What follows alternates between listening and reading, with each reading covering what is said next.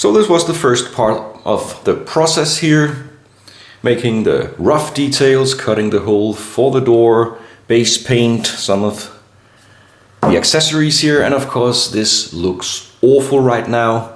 The paint didn't do anything but damage the surface of the wall, and now of course I have to paint it more and then focus on the details. And I think the first challenge is to get the right color. I have a few different types of sand, white and a little bit more wet sand, yellow type paint here. And this is what I'm going to start with. So we'll see how it turns out. I'm actually a bit excited to see it myself.